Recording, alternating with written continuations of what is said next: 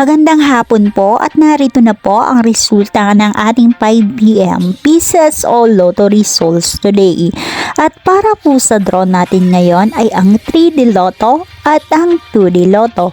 Para po sa mga bagong nanonood, huwag niyo pong kakalimutan mag-subscribe sa aking channel at pahit na din po ako notification bell para updated po kayo lagi sa aking mga bagong upload.